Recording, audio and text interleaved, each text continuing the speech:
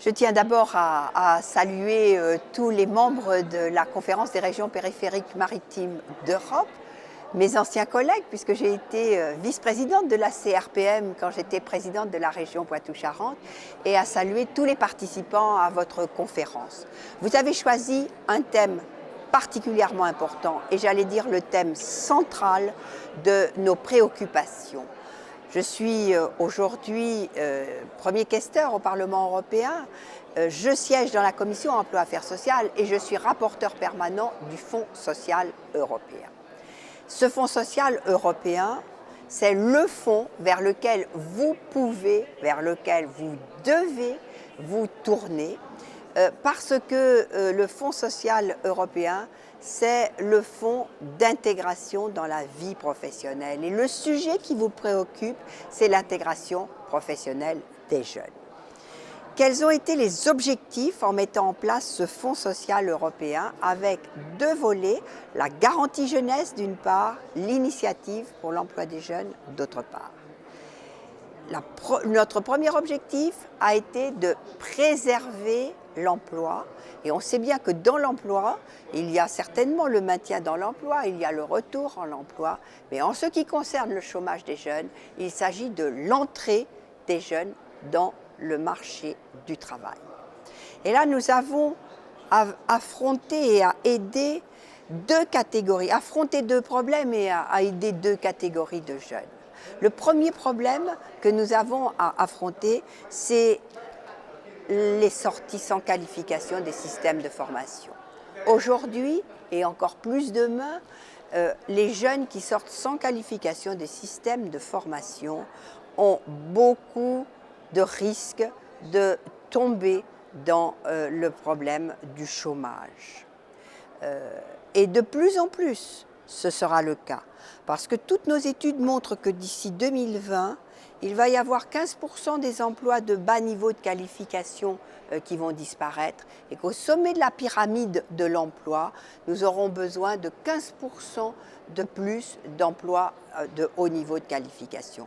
Il va donc falloir absolument que ces formations diplômantes permettent de rentrer dans le marché du travail. Et pour lutter contre les sorties sans qualification, vous avez la possibilité d'utiliser les deux leviers, la garantie jeunesse d'une part, l'initiative pour l'emploi des jeunes d'autre part. Mais très souvent, sur ces sorties sans qualification, il faut aussi avoir recours à d'autres programmes européens, comme des programmes de mobilité, pour aider les jeunes à reconstruire leur image personnelle. Le deuxième point, c'est l'entrée des jeunes diplômés dans le monde du travail. Parce qu'aujourd'hui, autant il faut un diplôme pour pouvoir rentrer dans le monde du travail, autant le diplôme n'est pas la garantie pour autant qu'on rentre dans le monde du travail. La garantie jeunesse, c'est la politique de fond du Fonds social européen pour aider ces jeunes à rentrer dans le monde du travail. Nous avons préservé un fonds social européen à hauteur de 73 milliards d'euros qui permettent de monter des programmes d'apprentissage, d'alternance, de stage et qui adaptent les jeunes aux véritables besoins de l'entreprise. C'est extrêmement fondamental. Il y a aujourd'hui une espèce de divorce entre la formation académique et les besoins de l'entreprise. La garantie jeunesse est là pour répondre aux besoins des entreprises par la formation pour tous ces jeunes qui sont en dehors du monde du travail.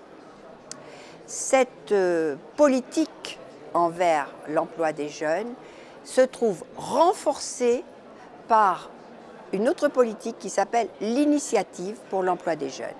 L'initiative pour l'emploi des jeunes, c'est 6 milliards d'euros qui, dans les régions où le chômage des jeunes entre 15 et 25 ans est supérieur à 25%, c'est le cas par exemple de toute la partie sud de l'Italie, mais c'est le cas de certaines régions de Grèce, c'est le cas de certaines régions d'Espagne, toutes les régions qui ont un chômage des jeunes supérieur à 25% ont droit à ce renforcement des politiques à travers l'initiative pour l'emploi des jeunes.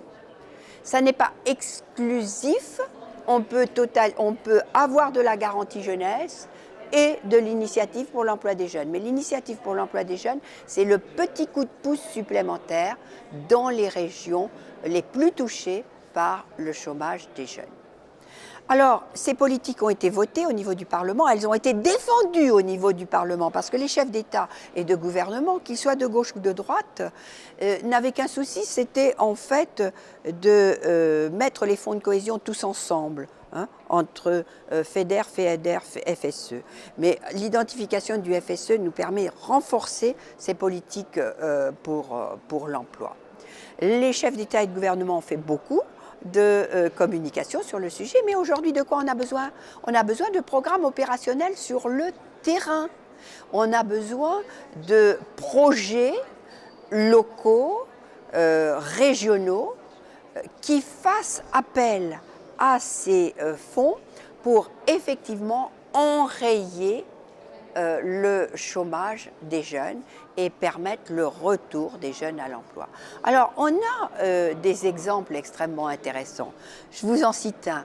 3 jeunes complètement sortis des systèmes de qualification, écœurés par la formation, auxquels nous avons fait faire, par exemple, un programme de mobilité en Angleterre. Quand ils sont revenus en France, on leur a dit, alors maintenant, vous êtes fiers de vous? Oui, on a fait quelque chose d'exceptionnel, on a appris à parler anglais, on a vu d'autres choses, on a vu d'autres gens. Et là, vers quoi voulez-vous aller? Vers quelle branche professionnelle allez-vous maintenant vous diriger? On veut une formation en matière de boulangerie. Ils ont leur formation de boulangerie, ils sont allés ouvrir une boulangerie française à Londres. Et ça n'est qu'un exemple parmi d'autres. Vous voyez, il faut, pour ces publics en difficulté, reconstruire leur propre image, les aider dans leur voie de formation, dans leur choix de formation, les former ou les adapter aux besoins des entreprises pour qu'ils puissent s'insérer dans le monde du travail. Il y a un sérieux coup de pouce à donner, et ce coup de pouce, nous votons ces politiques au niveau européen, mais c'est par les projets locaux qui s'appuient sur ces politiques-là que nous pouvons assurer la lutte contre le chômage des jeunes. Ça me semble extrêmement important. Votre réflexion et votre conférence est absolument fondamentale sur ce sujet, et vous aurez toujours mon soutien sur l'ensemble de ces politiques. Merci.